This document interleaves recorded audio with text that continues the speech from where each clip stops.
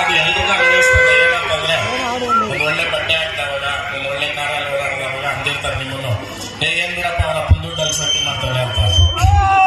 ಹೌದಪ್ಪ, ನಮ್ಮ ಅಪ್ಪನ ನಾನೇ ಹುಟ್ಟಿರೋದು, ಯಾಕೆ ಹೇಳ್ತೀನಿ ಅಂತಂದ್ರೆ ಪ್ರತಿಯೊಬ್ರು ಕಷ್ಟ ಬೀಳೋದು ಅವ್ರ ಮಕ್ಕಳಿಗೋಸ್ಕರ. ಎಂತ ಅವಿವೇಕಿಗಳಿರ್ತಾರೆ ಅಂತಂದ್ರೆ ಅವ್ರ ಕೈಯಲ್ಲಿ ಸಂಪಾದನೆ ಮಾಡಕ್ಕಂತೂ ಯೋಗ್ಯತೆ ಇಲ್ಲ. ಯಾರನ್ನ ಚೆನ್ನಾಗಿ ಬದುಕ್ತಾರ ಅಂದ್ರೆ ಅವ್ರ ಗಾದೆ ಐತೆ, ಬದುಕಿದ್ರೆ ಕಣ್ಣಾಗಿ ನೋಡಲ್ಲ, ಕೆಟ್ಟರೆ ಕೈಯಾಗಿ ಹಿಡಿಯಲ್ಲ ಅಂತ. ಜನಕ್ಕೆ ಬಹಳ ಸೂಕ್ತವಾಗಿರ್ತದೆ.